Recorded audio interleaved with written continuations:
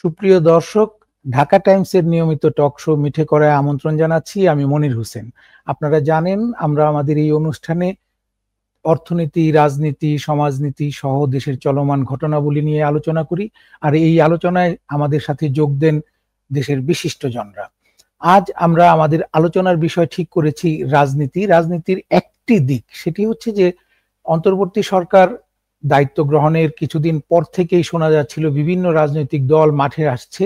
এর মধ্যে তরুণদের নিয়ে গঠিত একটি রাজনৈতিক দল আত্মপ্রকাশ করেছে। আরো কিছু রাজনৈতিক দল আসবে আসবে করছে। এরই মধ্যে গতকাল ইসলামী ছাত্র শিবিরের সাবেক দুই নেতা ঘোষণা দিয়েছেন যে তাদের নেতৃত্বে অথবা তাদের আয়োজনে আরেকটি প্ল্যাটফর্ম আসছে। তারা রাজনৈতিক দল বলছে না, সেটিকে বলছে তারা একটি প্ল্যাটফর্ম যারা প্রেসার গ্রুপ হিসেবে কাজ করবে। এসব নিয়েই আমাদের আজকের আলোচনা বিষয়, আরো দল আরো প্রেসার। আর এই আলোচনায় যুক্ত হচ্ছেন আমাদের সাথে সিনিয়র সাংবাদিক মাসুদ কামাল। মাসুদ কামাল ভাই, আপনাকে স্বাগত জানাচ্ছি আমাদের এই অনুষ্ঠানে। আপনাকে আমাকে আপনাদের অনুষ্ঠানে আমন্ত্রণ জানানোর জন্য। আপনি শুনছিলেন আজকের এই আলোচনার বিষয়ে যে আরো দল আরো প্রেসার।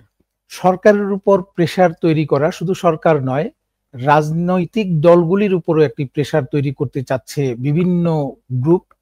তারা চায় যে তাদের কাঙ্ক্ষিত যে সংস্কার অথবা আগামী নির্বাচনের আগেই তাদের প্রত্যাশা, জুলাইয়ের গণ অভ্যুত্থানে যে মানুষের প্রত্যাশা, সেটি পূরণে যাতে এই শক্তিগুলি, সরকার এবং রাজনৈতিক দলগুলি কাজ করে। আসলেই কি তাই? এই যে রাজনৈতিক দল, আমরা শুনছি যে সেনাবাহিনীর সাবেক কর্মকর্তাদের নেতৃত্বে আরো দুই একটি দল আসছে, এর মধ্যে তরুণদের দল তৈরি হলো, আরো একটি প্ল্যাটফর্ম যারা নিজেরাই বলছে যে আগামীতে সেটি রাজনৈতিক দল হিসেবেও দাঁড়াতে পারে তারা। এটি কি আসলে প্রেসারের জন্য, প্রেসার দেওয়ার জন্য, নাকি এই সময়টায় কোনো রাজনৈতিক দল গঠন করতে পারলে নানান রকমের ফায়দা পাওয়া যাবে, নানান রকমের সুবিধা নেওয়া যাবে? সেটি কি মনে হয় আপনার কাছে? দেখেন, নানান রকম ফয়দা লোটার যে কথাটা আপনি বললেন, এটা ঠিক আপনি কি অর্থে বলেছেন, কোন ধরনের ফয়দা আমি ঠিক ক্লিয়ার না। এটা নিয়ে আমি হয়তো পরে কথা বলি, আপনার কাছে হয়তো পরবর্তীতে এই ব্যাপারে ব্যাখ্যাও আমি নিয়ে নেব। কিন্তু মূল যে কথাটা, যে আরো দল আরো প্রেসার, আমি এর সঙ্গে একমত যে দল আরো যদি হয়, যদি আরো প্রেসার আসে, আমি এতে কোনো মন্দ কিছু দেখি না।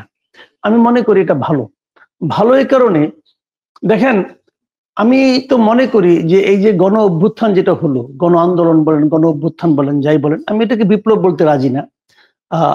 গণ অভ্যুত্থানই বলি আমি।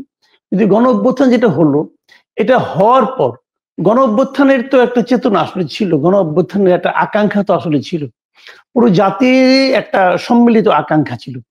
সেই সম্মিলিত আকাঙ্ক্ষার বাস্তবায়নকে আমরা গত 7 মাসে খুব একটা দেখতে পারিনি, একদমই পারিনি। এবং এই যে পারিনি, এর পেছনে মূল কারণ ছিল এই সময়ে গণ আন্দোলনের চেতনার দ্বারা পরিচালিত কোনো প্রেসার গ্রুপ ছিল না। এই ছিল মূল কারণটা। এবং এই প্রেসার গ্রুপটাকে নষ্ট করে দিয়েছে কে? এই প্রেসার গ্রুপকে নষ্ট করে দিয়েছে ডক্টর ইউনূস নিজে। যত কিছুই বলুন, ডক্টর ইউনূস কিন্তু ব্যক্তিগতভাবে, ব্যক্তি জীবনে কোনো বিপ্লবী ব্যক্তি নন। ওনার নিজের জীবন যাপন, ওনার নিজের যারা অ্যাসোসিয়েশন, ওনার যারা অ্যাসোসিয়েট যারা আছে, তারা কেউ বিপ্লবী মানুষ না। ওনারা পশ্চিমা ভাবধারায় পরিচালিত একদল মানুষ। তারা বিপ্লবকে সহ্য করবে না, এটাই স্বাভাবিক। মানুষের মধ্যে যে একদম অভ্যুত্থানের যে চিন্তাটা, এটা ওনারা ধারণ করেন না, একদমই করেন না। এখন কিভাবে নষ্ট করলেন সেটা আমি একদম শুরু থেকেই বলে আসছি।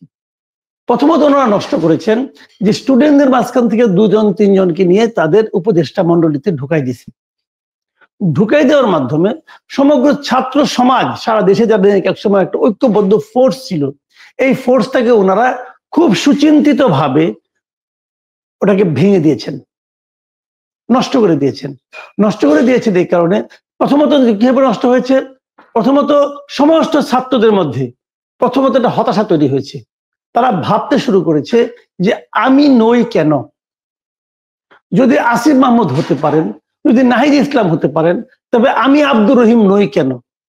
তাদের মধ্যে কিন্তু এই চিন্তাটা ঢুকেছে। আমি কি তার চেয়ে, কোন বিবেচনায় আমি তার চেয়ে ইনফেরিয়র? ওনারা কি আমার মতো যারা আহত হয়েছে তারা ভাবছেন আমি তো গুলি খেয়েছি, আমি তো আহত হয়েছি, তো আমার তো ত্যাগ তাদের চেয়ে বেশি, তা আমি নই কেন? কেন আমাকে বানানো হলো না, কেন ওদেরকে বানানো হলো? এই চিন্তাটা প্রাথমিক চিন্তা ছিল। তারপরে চিন্তাটা আরো ভাগ হয়ে গেছে, কারণ তারা মনে করেছে উপদেষ্টা হওয়াটা দায়িত্ব না, উপদেষ্টা হওয়াটা একটা প্রাইজ পোস্টিং। তারা এটাকে এইভাবে দেখেছে। দেখে তারপর তারা চিন্তা করছে যে তাহলে আন্দোলন যখন প্রায় থেমে গিয়েছিল, তখন সেই আন্দোলনটাকে আবার জীবিত করেছে প্রাইভেট বিশ্ববিদ্যালয়গুলো। তাহলে প্রাইভেট বিশ্ববিদ্যালয় নয় কেন? প্রাইভেট বিশ্ববিদ্যালয়ের কোনো প্রতিনিধি কেন উপদেষ্টা হতে পারলো না? প্রথম দিনই কিন্তু এই বিভাজনটা তৈরি হয়েছে। আমার স্পষ্ট মনে আছে 8 তারিখে আমি একটা টেলিভিশনের টক শোতে ছিলাম, ওই যখন নাকি উপদেষ্টা মন্ডলী গঠন করা হচ্ছিল, সেখানে আমার সঙ্গে একজন প্রাইভেট ইন্ডিপেন্ডেন্ট ইউনিভার্সিটির একজন সমন্বয়ক ছিলেন এবং ওই ভদ্রলোক আহত ছিলেন। আহত অবস্থায় ওনার কপালে এখানে ব্যথা পেয়েছেন, ব্যান্ডেজ বাঁধা অবস্থায় উনি এখানে উপস্থিত ছিলেন এবং উনি সেখানে আমার কাছে বললেন যে ভাই যাদেরকে নেওয়া হয়েছে তাদের চেয়ে আমার স্যাক্রিফাইসটা কম কিসের? এখন এই যে হতাশা কথাটা বললেন যে কোন বিবেচনায় এদেরকে নেওয়া হয়েছে, বিবেচনা একটাই ছিল, সেটা হলো ছাত্রদের সম্মিলিত যে ক্ষমতাটা, সম্মিলিত যে শক্তিটা, এই শক্তিটাকে ভেঙে দেওয়া। এবং প্রথম দিনই প্রাইভেট পাবলিক ভাগ করে দেওয়া হয়েছে। কোন ইউনিভার্সিটিতে কয়জন মারা গেছে ভাগ করে দেওয়া হয়েছে, কোন ইউনিভার্সিটিতে কত আহত হয়েছে ভাগ করে দেওয়া হয়েছে, নারী পুরুষের অবস্থান ভাগ করে দেওয়া হয়েছে। খেয়াল করেন কিন্তু সবগুলি কিন্তু একদম একটা সম্মিলিত শক্তিকে ধ্বংস করে দেওয়া হয়েছে প্রথম দিন, এবং এটা ডক্টর ইউনূস সাহেব ইন্টেনশনালি করেছেন। এটা আমি মনে করি উনি এটা করেছেন ইন্টেনশনালি। যে কারণে উনি যখন দায়িত্ব নিয়েছেন, ওনার কাছে কিন্তু আর কোনো প্রেসার গ্রুপ থাকে নাই, ওনার কাছে কেউ বলতে পারে নাই যে আমাদের এই আন্দোলনের চেতনাটা কি ছিল। কারণ চেতনা যেই বলতে যাবে তাদের দুইজন তো ওখানে বসে আছে এবং তারা ওখানে যে তাদের কাজগুলি করেছে। তো এই যে জায়গাটা, এই জায়গায় আমি তো মনে করি যদি না থাকতো, যদি এমন হতে পারতো যে ছাত্রদের কাউকেই এখানে নেওয়া হতো না, না নিয়ে ছাত্রদেরকে বলা হতো যে তোমরা একটা প্রেসার গ্রুপ হিসেবে থাকো, তোমাদের যারা সমন্বয়ের কাছে সারা দেশে কোনো কেন্দ্রীয় সমন্বয়ক তো ছিল না আন্দোলনে কোনো একক নেতাও ছিল না, আন্দোলনে একটা কালেকটিভ লিডারশিপ ছিল।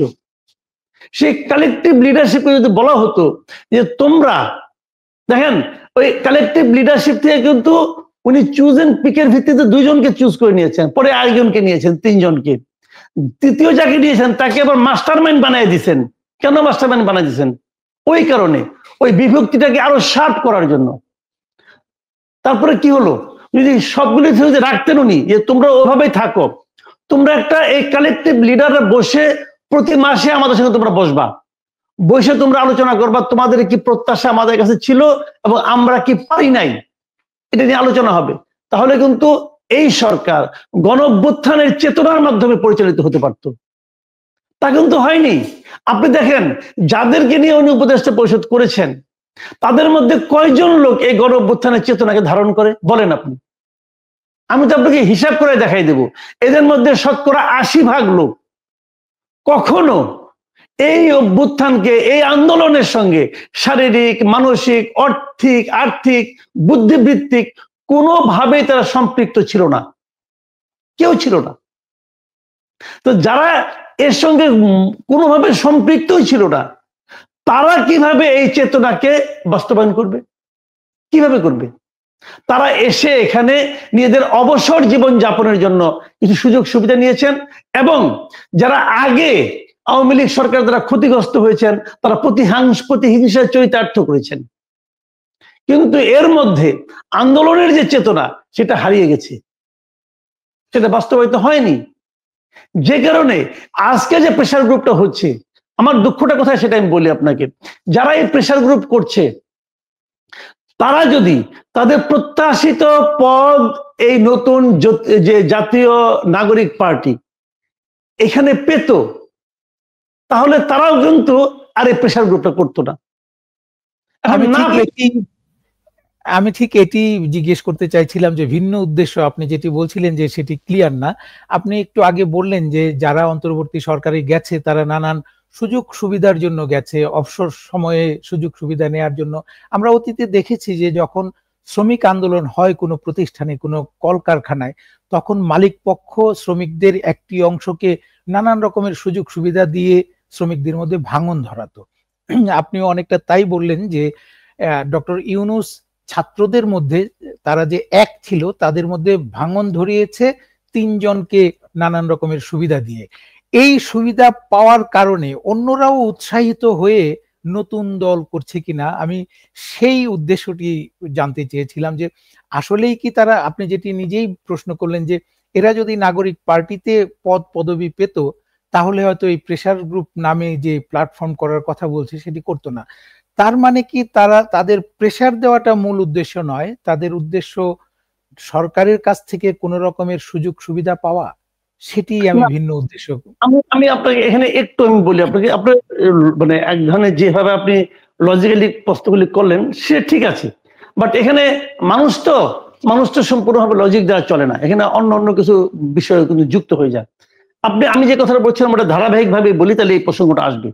ধারাবাহিকতাটা কি, যে 3 জনকে তারা নিয়ে কিন্তু ভেঙে দিয়েও তারা আবার করলো কি, নতুন একটা দল করার জন্য ডক্টর ইউনূস এদেরকে অনুপ্রেরণা দিল যে তোমরা একটা দল করো। কেন বললো এই কথাটা? বললো এই কারণে তাদের মধ্যে আরেকটা বৃহত্তর লোভ ঢুকিয়ে দিল যে তোমরা তো ক্ষমতায়ও যেতে পারো, তোমরা কেন আমাদের সহযোগী হবা, তোমরা নিজেরাই ক্ষমতায় যাইতে পারো, তোমরা নিজেরাই দেশ চালানোর যোগ্য। এই যে কথা, এটা কিন্তু সম্পূর্ণভাবে একটা মানে আমি মনে করি একটা মিথ্যা আশ্বাস, মানে সামনে একটা মূল্য ঝুলিয়ে দেওয়ার মতো দিয়ে দিল। এবং ওইটাকে আরো এক দফা অগ্রসর করার জন্য ওনার প্রেস উপদেষ্টা যিনি আছেন তিনি বলেই বসলেন নাহিদ ইসলামকে যে আগামী দিনের প্রধানমন্ত্রী। মানে কত বড় প্রতারণা, আমি এটা খেলে বলছি আর কি। তো তাকে বলে আগামী দিন, মানে এদের মধ্যে একটা ধারণা ঢুকে গেল যে এই সরকার বুঝিয়ে আমাদেরকে আগামীতে সরকারের দায়িত্বে পৌঁছায় দেবে, দিয়ে তাদেরকে দল করাইলো যে এখন তোমরা তাহলে এটা নিয়ে থাকো। এই একটা প্রভাবন, আরেকটা মূলা যে তোমরা আগামীতে সরকার হচ্ছ, সরকার গঠন করতেছো, আর সরকার না হওয়া পর্যন্ত সরকারের নানা রকম সুযোগ সুবিধা তোমরা তো ভোগ করতেই আসো, ওটা তো এখনই করতেছি, দেখতেই পাচ্ছেন। লাভ করে যে প্লেনে উঠে হেলিকপ্টারে উঠে পড়তেছে, আপনি উঠতে পারবেন? আচ্ছা আপনি 2 জন মিলে গেলাম একসঙ্গে, ডাবল সাংবাদিক গেলাম, যে বললাম ভাই আপনাদের সিট খালি থাকলে আমাদের নিয়েন। সিট খালি থাকলে আমাকে আপনি নিবে না তো, কারণ আমরা পাবলিক, তারা মোর দেন পাবলিক, তারা হলো আগামী দিনের মন্ত্রিসভার মন্ত্রী। হ্যাঁ, এরকম একটা ধারণা তাদেরকে কিন্তু প্রশাসন, তারপরে আপনার সরকার সবাই মিলে তাদের মধ্যে কিন্তু একটা তৈরি করতেছে। এবং এই ফাঁপানো বেলুন কিন্তু ফুটে যাবে, খুব শিগগিরই ফুটে যাবে। দেখবেন বেলুন যখন ফুটবে তখন এটা বড় দেখাবে না, এখন তো বড় দেখাচ্ছে। তো এটা করে কিন্তু তাদেরকে প্রেশারটা আরো কিন্তু নিউট্রালাইজ করছে। আপনি দেখবেন এই জাতীয় নাগরিক পার্টি এরা কিন্তু বিএনপির মতো অথবা আপনার সিপিবির মতো অথবা বাম কোন একটা পার্টির মতো তারা কিন্তু কোনো প্রেশার দিচ্ছে না। কেন দিচ্ছে না? কারণ তারা মনে করছে যে তাদের সামনে একটা মূলা ঝুলাই দেওয়া হয়েছে, এগুলো ক্ষমতার মূলা, তুমি কিন্তু আগামীতে রাষ্ট্র ক্ষমতায় আসতেছো, কাজে তোমরা আমরা যেভাবে চালাচ্ছি, আমরা যেভাবে করছি কাজগুলো তোমাদের সুবিধার জন্য করছি। এবং ওরাও ভাবতে ভালোবাসে যে আমাদেরকে এরা সুবিধা দিচ্ছে, আমাদের জন্য নির্বাচন বিলম্বিত করছে যাতে আমরা সারা দেশে আমাদের প্রভাব বিস্তার করতে পারি। একটা পদ্ধতি কিন্তু আছে। যে কথাটা বলছিলাম যে ওই যে কয়েকজন জামাতের যে কয়েকজন যে অনেকে নতুন প্রেসার গ্রুপ হতে যাচ্ছেন, ওনাদেরকে যদি এই জাতীয় নাগরিক পার্টিতে অন্তর্ভুক্ত করা যেত, চেষ্টা কিন্তু হয়েছিল নানাভাবে, যদি যেত তাহলে কিন্তু ওনারা আজকে প্রেসার গ্রুপ করতো কিনা আমার সন্দেহ আছে। হয়তোবা করতো না, আমি জানি না, কিন্তু আমার সন্দেহ আছে। আমি মনে করি ওনারা ওই পদ দিয়ে সন্তুষ্ট থাকতো যে আমরা তো কিছু একটা পেলাম। আচ্ছা, ওনাদের যদি প্রেসার গ্রুপই করতে হয়, ওনারা তো একসময় শিবির করছেন, শিবির তো একটা আদর্শ ভিত্তিক দল, তাই না? শিবির তো আর বিএনপির মতো আওয়ামী লীগের মতো না যে সকালে আওয়ামী লীগ বিকালে বিএনপি, এরকম তো হবে না। যে শিবির থাকে সে শিবিরই থাকে, কারণ তারা একটা আদর্শের উপর নির্ভর করে চলে। তো তারা তো আলটিমেটলি জামাতেই জয়েন করতে পারতো, কারণ জামাত নিজেই তো একটা প্রার্থী, জামাত নিজেই তো ক্ষমতার দাবিদার, তো তারা তো ওই ক্ষমতার সঙ্গে যাইতে পারতো। তা না যে তারা আলাদা একটা প্রেসার গ্রুপ নিয়ে থাকলো কেন? থাকলো এই কারণে যে তারা আসলে এখন মানে যে না পেরে বিপ্লবী হয়েছে, পাইনি বলে বিপ্লবী হয়েছে, এবং এই বিপ্লব তাদের মুখ রক্ষার জন্য তাদেরকে করতে হচ্ছে। তবে এত কিছু ব্যাখ্যার পরেও আমি কিন্তু তাদের এই যে প্রেশার গ্রুপ হিসেবে থাকার যে আকাঙ্ক্ষা, এই আকাঙ্ক্ষাকে কিন্তু আমি সাধুবাদ জানাই। আমি মনে করি এটা ভালো, যত বেশি প্রেশার গ্রুপ হবে তত ভালো। আমাদের এখানে অনেক দল আছে, মানে এলেবেলে দল। এই যে গতবার তোমার দেখলাম, গতবার জানুয়ারির নির্বাচনের আগে আমরা দেখেছি, এই যে 24শে জানুয়ারি যে নির্বাচনটা হলো, তখন আমরা দেখেছি না হঠাৎ করে 2-3টা দলকে দেওয়া হলো, বিএনএম, তারপরে হলো বিএনএফ, বিএনএম, নানান এই টাইপের অনেকগুলি দল। সুপ্রিম পার্টির কথা নিশ্চয়ই আপনার খেয়াল আছে যে পার্টির অস্তিত্বই নাই, সেটাও কিন্তু আমাদের নিবন্ধন পেয়ে গেল। তো ওই সমস্ত দলের কোনো আসলে গুরুত্ব নাই, কারণ ওইগুলির মধ্যে কেউ নাই, আমরা জানি, সবাই জানি। এখন ওই যে আপনার আওয়ামী লীগের সঙ্গে যে দলগুলি ছিল, অনেক দলই আছে, খুচরা মুচরা দল ছিল, যাদের এক দল, এক ব্যক্তি এক দল। অন্য জোটের সঙ্গেও আছে, বিএনপির সঙ্গে 2-1টা এরকম লোক আছে, দল আছে, এক ব্যক্তি এক জোট এক দল এরকম আছে। তো অথবা থাকুক, লোক সংখ্যা কম থাকলেও কোনো সমস্যা নাই, কিন্তু তাদের কোনো ভয়েসও নাই, এরকমও দেখি আমরা। তো সেরকম দল থাকার চেয়ে সেরকম দল তো প্রেশারও দিতে পারে না, সেরকম দল তো খালি অনুগ্রহের দিকে অনুগ্রহ এবং কৃপা ভিক্ষা করতে থাকে তারা, যে আমি কথাটা বলবো, ওনাদের সঙ্গে আসি, বড় মানুষের আশেপাশে থাকলেও তো একটু সুবিধা, ওইভাবে আসি, যদি কিছু পেয়ে যায়, এরকম তাদের চিন্তা। অনেকে আছে মানে পাঞ্জাবির পকেটে প্যাড থাকে, এক পকেটে প্যাড আর এক পকেটে সিল থাকে, কিছু একটা ঘটলে লেখা সিল বেড়ে নিয়ে পত্রিকা পাঠায় দেয়, প্রেস রিলিজ। এরকম দল তো অনেক আছে রে ভাই, এটা সাংবাদিকতা করতে যে আমিও দেখছি, আপনিও দেখছেন, এটা তো নতুন কিছু না। তো এই দলটা আমি আশা করি অন্ততপক্ষে সেরকম তো হবে না। কাজে এরকম আমরা প্রেশার গ্রুপ আরো চাই, আরো আসুক, যত বেশি আসবে তত ভালো। সব দিক দিয়ে প্রেশারটা আসবে, মানুষ কি চায় সেটা সরকারকে জানানো হবে। যেমন সরকার এতদিন তো মনে করেন এই বৈষম্য বিরোধী ছাত্র আন্দোলন ছিল, তারা তার পক্ষে ছিল, তারা খুব একদম খুব মানে নির্ভার ছিল, কিন্তু তাদের উপরে কেউ কোনো চাপ দিচ্ছিল না, সব দল তাদেরকে সমর্থন দিচ্ছিল। একটা সরকার যখন নির্ভার হয়ে যায়, একটা সরকারের উপর যখন কোনো প্রেশার না থাকে, তখন সেই সরকারটা ভুল করতে বাধ্য। তো ভুল করছে এই সরকার, এখনো করতেছে। কাজে প্রেশার থাকা ভালো, প্রেশার থাকলে পরে সরকারও বুঝতে পারে তাদের ভুলটা কোথায় হচ্ছে।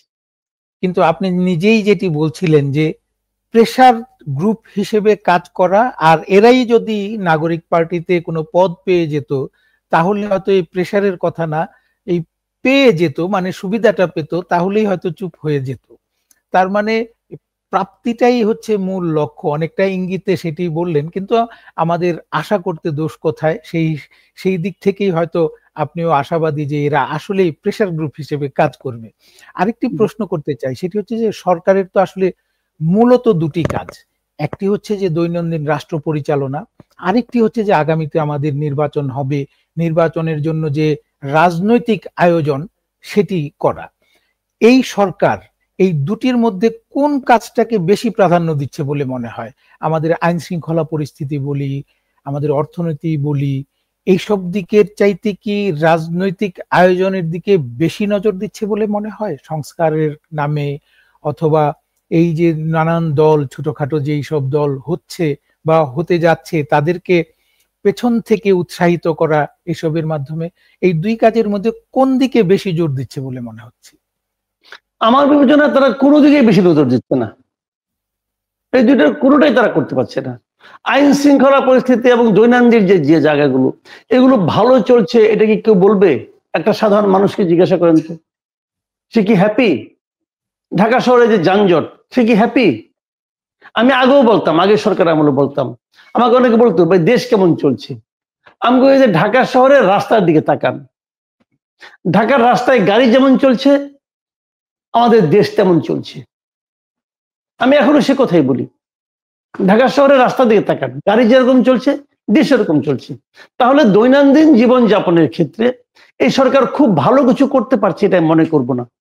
তবে একটা কথা ব্যতিক্রম বলি আমি, তবে আমি একটা জায়গায় কিন্তু প্রশংসা করব, যাকে আমি খুব বেশি সমালোচনা করতাম এক সময়, এখন তার প্রশংসা করতে চাই এই সুযোগে।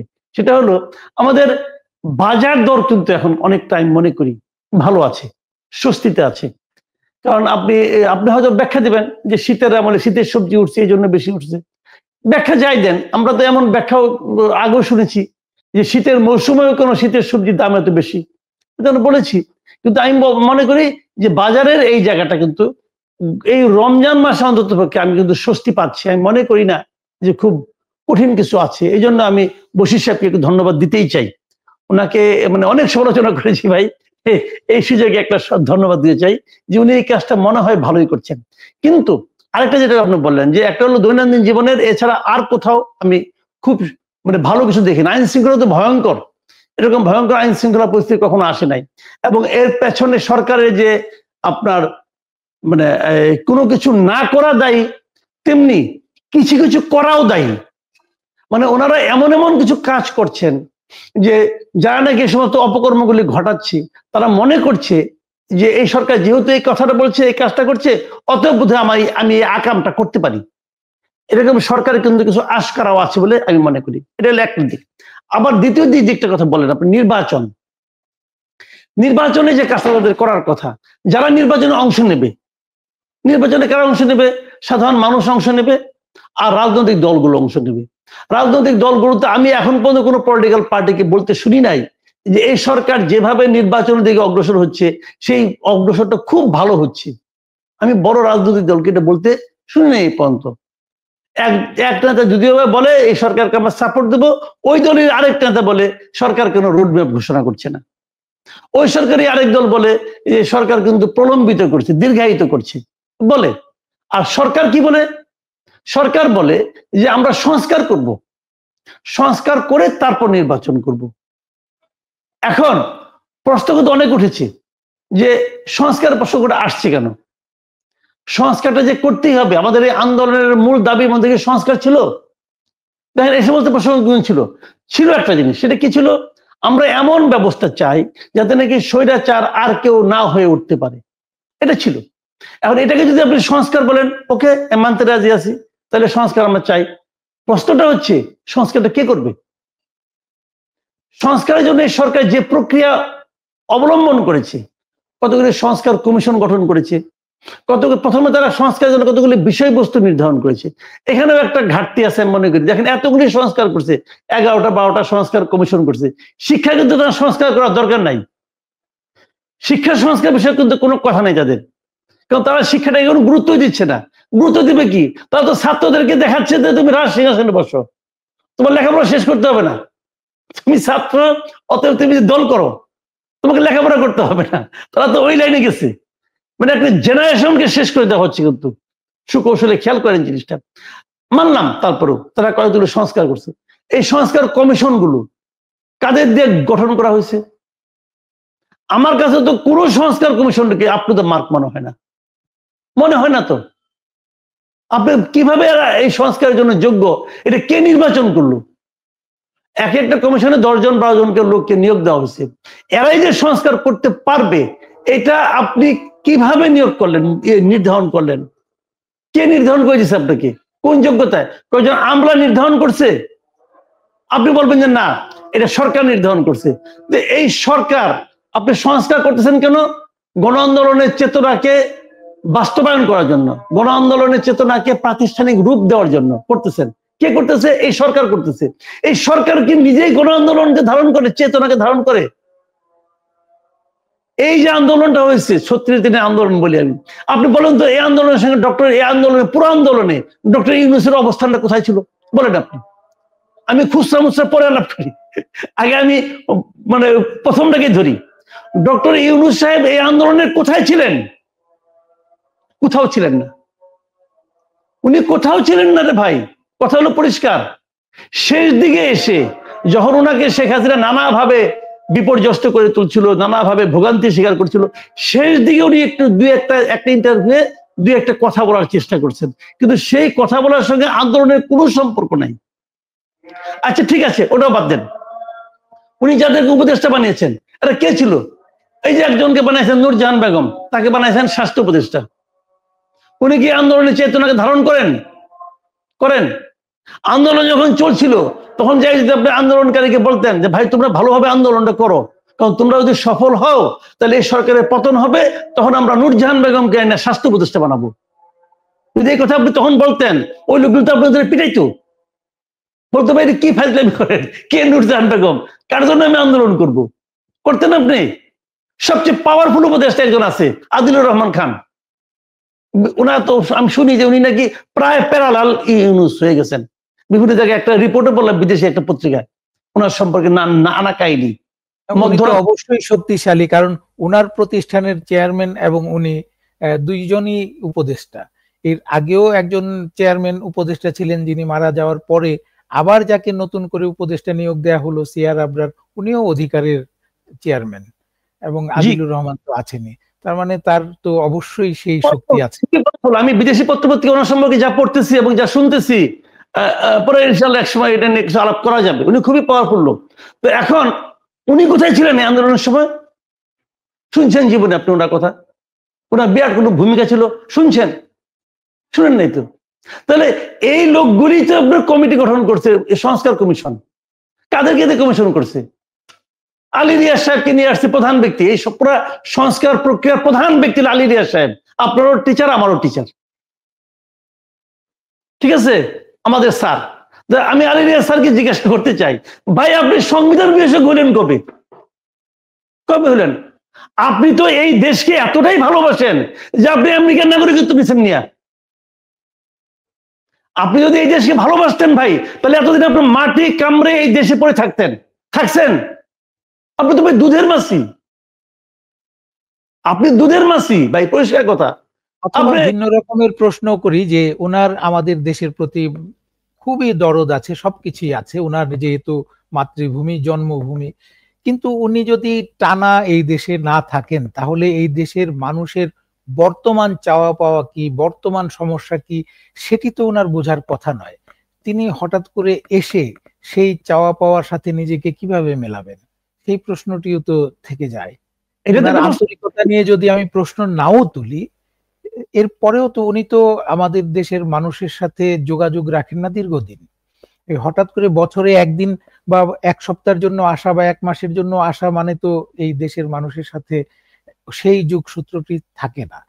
আচ্ছা, আমরা সেই প্রশ্ন থেকে যদি একটু নতুন করে আপনাকে জিজ্ঞেস করি, সেটি হচ্ছে যে এই সরকার, আমরা যদি আইন শৃঙ্খলা রক্ষা সহ যে দ্রব্যমূল্যটি বাদ দিলে, যেটিতে আপনি প্রশংসা করলেন বাণিজ্য উপদেষ্টার, এটি বাদ দিলেও মূলত সার্বিকভাবে এই সরকার দুটি কাজ, রাষ্ট্র পরিচালনা এবং নির্বাচন আয়োজন, দুই দিকেই এক ধরনের গুবলেট পাকাচ্ছে।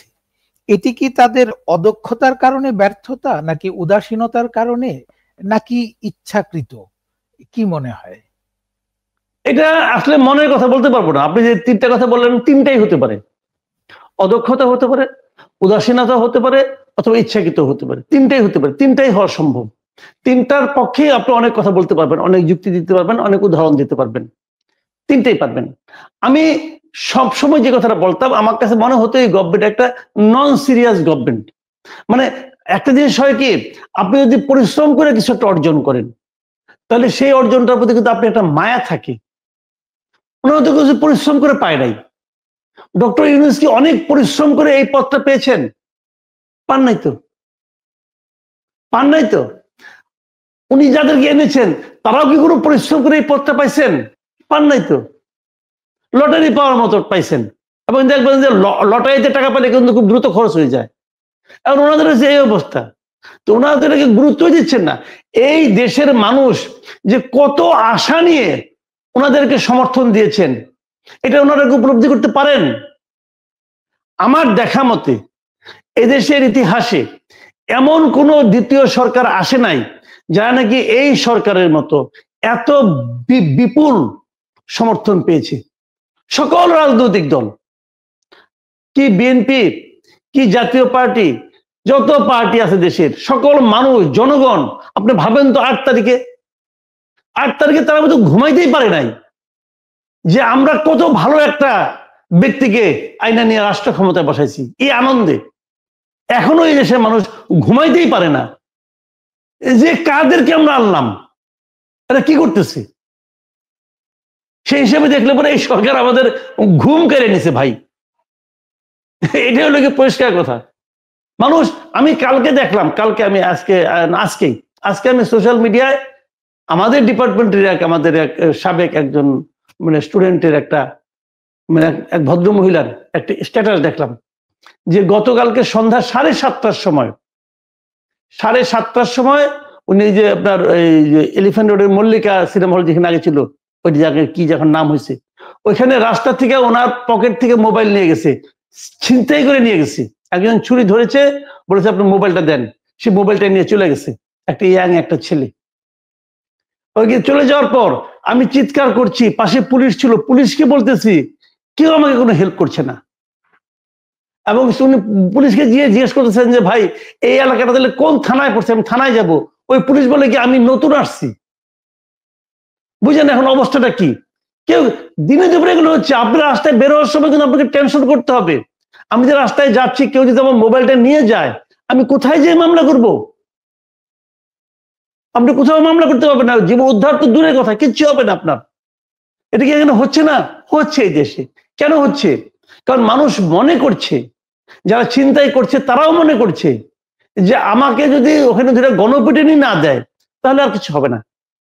গণপিটুনিতে পড়ে গেলে তো কিছু করার নাই। এখন মানুষ কিন্তু ওদিকে যাবে আস্তে আস্তে, দেখবেন আপনি। মানে কোনো নিয়ন্ত্রণ তো নাই। এক ভদ্রলোক, উনি একসময় আর্মিতে জেনারেল ছিলেন, কি আমি জানি না, উনি লেফটেন্যান্ট জেনারেল ছিলেন, আমাদের স্বরাষ্ট্র উপদেষ্টা। আমার মাঝে মাঝে সন্দেহ হয় যে উনি কিভাবে ছিলেন। উনি মধ্যরাত্রে প্রেস কনফারেন্স করেন ভাই, তো করে বলতে আগামীকাল থেকে কিছু হবে না, এবং তারপর দিন থেকে তো হচ্ছে। এখন উনি বললেন, একজন দায়িত্ববান ব্যক্তি বললেন যে আগামীকাল থেকে আর কিছু দেখবেন না আপনারা, সোমবার থেকে। রোববার রাতে করছিল, বলছে সোমবার থেকে আপনারা সম্পূর্ণ ভিন্ন দৃশ্য দেখবেন। দেখছেন? ওনাকে জিজ্ঞাসা করি, ভাই আপনি দেখছেন? আমি এই মন্ত্রণালয়টির আরো দুর্বলতা দেখতে পেলাম গত কয়েকদিন আগে, যখন ঢাকার মহানগর পুলিশ কমিশনার বললেন যে ধর্ষণকে আপনারা ধর্ষণ বলবেন না, নারী নির্যাতন বলবেন। সরি, আমরা অতীতে দেখেছি বা অভিযোগ করেছি আমরা সাংবাদিক হিসেবেও, যে থানায় যখন ডাকাতির মামলা দিতে যায়, পুলিশ সেটিকে চুরির মামলা হিসেবে নিতে চায়। কেউ যদি ছিনতাইয়ের মামলা দিতে চায়, তখন তারা বলে যে একটা জিডি করে যান যে আপনার মোবাইলটি হারিয়ে গেছে। ঠিক একই রকম একজন মহানগর পুলিশ কমিশনার, তিনি যখন ধর্ষণ মামলাকে বলেন যে শুধু নারী নির্যাতনের কথা বলবেন, তার মানে সেই অপরাধের গুরুত্ব তিনি নিজেই কমিয়ে দিয়েছেন। সেটি বড় কথা নয়, বড় কথা হচ্ছে যে তার এই বক্তব্যের প্রতিবাদ করেছে প্রধান উপদেষ্টার অফিস। একজন অধীনস্থ কর্মকর্তার একটি বক্তব্যকে প্রতিবাদ জানাতে হয় প্রধান উপদেষ্টার কার্যালয়, তার বিরুদ্ধে কোনো ব্যবস্থা নেওয়ার হয় সাহস পায় না, অথবা নেওয়া যে যায় সেটি মনে হয় প্রধান উপদেষ্টার কার্যালয় সেটিও হয়তো বা জানে না। তো সেই স্বরাষ্ট্র মন্ত্রণালয় বা স্বরাষ্ট্র উপদেষ্টা নিয়ে আর কতটুকুই বা এগুনো যায়। এর চাইতে বরং আমরা সংস্কার নিয়ে যেটি বলছিলাম, যে আপনি সংস্কার কমিশনের কথা বলছিলেন, একই সাথে প্রধান উপদেষ্টাকে প্রধান করে একটি জাতীয় ঐকমত্য কমিশন করা হয়েছে।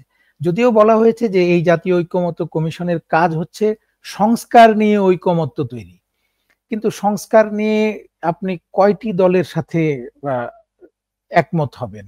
কারণ ওই সংস্কার কমিশনের মিটিং এ আমরা দেখছি যে জাতীয় পার্টি, একটি রাজনৈতিক দল যাদের ভোট অন্তত 6 থেকে 8% আছে, তাদেরকে ডাকা হয়নি। আওয়ামী লীগ আপনি এখনো নিষিদ্ধ করেননি, কিন্তু সেই দলকেও আপনি ডাকছেন না। সেই দলের অপরাধীরা হয়তো আসবে না, কিন্তু সেই দলকে রিপ্রেজেন্ট করার মতো নিশ্চয়ই আরো লোক আছে যারা, তাদেরকেও আপনি ডাকেননি। তো এই যে দুটি দল বাদ পড়লো, অথবা গণফোরামের মতো দলকেও আমরা ডাকতে দেখি না, এটা কি আপনি জাতীয় ঐকমত্য বলবেন নাকি কয়েকটি রাজনৈতিক দলের ঐকমত্য বলবেন? এটাকে জাতীয় ঐক্যমত্য বলার কোনো স্কোপ নেই তোর ভাই, কোনো স্কোপ নাই। আরো যে বড় কথা, আমি আপনাকে একটা কথা বলি, যে সংস্কারটা আপনি করবেন কিসে? রাষ্ট্র পরিচালনায় যে নীতিমালা, সেখানে তো সংস্কার গুলো আসবে, তাই না? তো সেইটা করার এখতিয়ার এই সংস্কার কমিশনকে কে দিয়েছে? আচ্ছা, ওখানে কি আমার মতামত প্রতিফলিত হচ্ছে? আমি তো কোনো রাজনৈতিক দল করি না, আমি কোনো রাজনৈতিক দলকে সাপোর্টও করি না। এখন সবগুলি রাজনৈতিক দল মিলে বললো যে হ্যাঁ এই ঐক্যমত্য আমরা পৌঁছলাম, আমার কি? আমি তো ওখানে নাই, ওখানে তো আমি নাই। আমি তো কোনো পলিটিক্যাল পার্টিকে আমি সাপোর্ট করি না, বাংলাদেশের কোনো পলিটিক্যাল পার্টি আমি মেম্বার না, সমর্থকও না। আমি বিএনপি করি না, আওয়ামী লীগও করি না, তাহলে আমি কোথায়? এই দেশে কোনো পার্টির সঙ্গে নেই এমন লোকের সংখ্যা আপনি মোর দেন 40%, টোটাল পপুলেশনের মোর দেন 40% লোক কোনো পলিটিক্যাল পার্টি করে না, তারা কোনো পলিটিক্যাল পার্টির সঙ্গে নেই। তো তাদের মতামত, তাদের চাওয়া পাওয়া, তাদের ইচ্ছা অনিচ্ছার কোনো মূল্য থাকবে না? থাকবে। সেই ইচ্ছা অনিচ্ছার মূল্যটা, সেই ইচ্ছা অনিচ্ছাকে আলী রিয়াজ সাহেব ধারণ করেন কেমন কিনা বুঝান তো আমার ভাই। উনি তো যদিও ডক্টর ইউনূসের নেতৃত্বে দ্বিতীয় ব্যক্তি তো আলী রিয়াজ, উনি হলো ওটা সহকারী প্রধান আর কি, উনি তো এখানে দ্বিতীয় ব্যক্তি। তো ইউনূস সাহেব তো ব্যস্ত, তো উনি তো মূলত ভার্চুয়ালি উনি সব করতেছেন। তো উনি কিভাবে আমার চিন্তাকে ধারণ করেন আপনি আমার বুঝান ভাই, কেমনে সম্ভব? একটা বিদেশি লোক কেমনে সম্ভব? মানে বেইজ্জতি, একটা জাতিকে বেইজ্জতি করার সম্ভাব্য যত রকম পদ্ধতি আছে ডক্টর ইউনূস তাই করতেছেন, এটাই মনে করি। দেখেন এটা হতে পারতো কিভাবে, যদি জাতীয় পর্যায়ে কোনো রাষ্ট্রনীতিতে, রাষ্ট্র পরিচালনার কোনো ক্ষেত্রে যদি আপনাকে সংস্কার করতে হয়, সেই সংস্কার করার একমাত্র একটাই হলো জনগণের। কারণ সব জনগণ তো আসবে না, তাহলে জনপ্রতিনিধিদের, যাদেরকে আমি জনপ্রতিনিধি হিসেবে পাঠাবো তারাই কেবল সংস্কার করতে পারবে, আর কেউ না। আলী রিয়াজ তো নাই। এখন এই জনপ্রতিনিধি পাঠানোর জন্য দরকার একটি নির্বাচন। তো আমরা দেখছি সরকারটি নির্বাচনের দিকে হয়তো বা যাচ্ছে, আমরা ধরে নিলাম যে এই বছরের শেষ নাগাদ নির্বাচন হতে পারে, আমরা ধরে নিলাম। কিন্তু এই সরকার যেভাবে নতুন রাজনৈতিক দলের প্রতি এক ধরনের পক্ষপাতিত্ব দেখাচ্ছে, অথবা এই যে বর্তমান প্রশাসন, যারা জেলা প্রশাসক আছেন, এসপি আছেন, ওসি আছেন, তারা আমরা দেখেছি যে অন্তর্বর্তীকালীন সরকার দায়িত্ব গ্রহণের পরপরই দুটি বড় দল বিএনপি এবং জামায়াতে ইসলামী, তাদের কথা মতো এইসব পদে লোকজনকে বসানো হয়েছে। এই লোকদেরকে রেখে আগামীতে একটি নিরপেক্ষ নির্বাচন বা প্রভাব মুক্ত নির্বাচন কতটা সম্ভব? শুনেন, প্রভাব মুক্ত নির্বাচন না হওয়ার ক্ষেত্রে অনেকগুলি আছে, মানে ঘটনা আছে, অনেকগুলি বিষয় থাকতে পারে। কিন্তু সবচেয়ে বড় সমস্যা হলো প্রভাব মুক্ত নির্বাচন করার ক্ষেত্রে সবচেয়ে বড় প্রতিবন্ধকতা হলো ডক্টর ইউনূস সাহেব নিজে। কারণ ওনার তো রাজনৈতিক দল আছে, উনি কি ছাত্রদেরকে বলে পলিটিক্যাল পার্টি করো বলে নাই? বলছে উনি নিজের, উনি তো আসলে দলীয় সরকারই পরিচালনা করছেন এক অর্থে। এটা তো ওনার দল, উনি অস্বীকার করতে পারবেন, বলে নাই। উনি বলছে, উনি উৎসাহ দিয়েছে, এটা ওনার দল। তো এই দল ভালো করুক এটা উনি চান না? চান তো। ওই দল যদি নির্বাচন করে তো সেক্ষেত্রে উনি কিভাবে পক্ষপাত মানে দুষ্ট না হয়ে থাকতে পারবেন? কিভাবে থাকবেন রে ভাই? আমি মনে করি এই সময়ে পরিষ্কার কথা ভাই, এই সংস্কার বোগাস, এই সংস্কার করার এখতিয়ার নাই। সংস্কার যদি গণ আন্দোলনের চেতনা হয়ে থাকে, সেই চেতনাকে ধারণ করে এই গণ আন্দোলনটা কে করছে? এদেশের জনগণই তো করছে নাকি? আন্দোলন তো দেশের জনগণ করছে। তো সেই জনগণের নির্বাচিত প্রতিনিধিরা তারাই সংস্কার করবে। যদি তারা সংস্কার না করে জনগণ আবার তাদেরকে ঘাট ধরে ক্ষমতা থেকে নামাবে। কিন্তু যতবার আপনি সংস্কার করবেন সেটা জনগণের প্রতিনিধিদের দ্বারাই হতে হবে, অন্য কেউ না। বিদেশ থেকে আমদানিকৃত কোনো প্রফেসরকে দিয়ে করানো যাবে না, কারণ উনি ডিস্টিংগুইশ প্রফেসরই হন আর এমিরেটাস প্রফেসরই হন, কিছু যায় আসে না রে ভাই, কিছুই যায় আসে না, এটা হইতে পারবে না। কাজে এই কাজটা কে করবে? একমাত্র জনপ্রতিনিধিরা করবে। এখন সবাই বলে এখন তো ইলেকশন হলে পরে বিএনপি জিতবে, কাজে এই রাজ্যে ইলেকশন দেওয়া যাবে না। আরে বিএনপি যে জিতবে এটা তোমার কে কইছে? যারা বলে বিএনপি জিতবে তারা তাহলে কেমনি করে বুঝে তারা জিতবে না? তারা কেন জিতবে না এটা তারা একবার চিন্তা করছে? এই দেশে জনগণ ভুল করবে, ভুল করলে করবে, জনগণই তো করবে। আমার কি ভুল করার অধিকার নাই? সব শুদ্ধ আপনি করতেছেন, আপনি যে সব শুদ্ধ করতেছেন তার তো কোনো নমুনা দেখতেছেন এই পর্যন্ত। আপনি তো একটা উপদেষ্টা পরিষদ গঠন করতে পারেন না ভালো দেখা। আপনি আবার নিজেই বলেন আমরা কিছু জানি না, আমরা যাদেরকে এনেছি তারাও কিছু জানে না, দেখি কি করতে পারে, মানে এক্সপেরিমেন্ট করতে পারছে আর কি। ভাই মানুষের ভাগ্য নিয়ে আপনি এক্সপেরিমেন্ট করতে পারেন? এই এখতিয়ার আপনার কে দিল? তো এইগুলি হলো গিয়ে শোনেন, এরা হলো গিয়ে নন সিরিয়াস টাইপের গভর্নমেন্ট।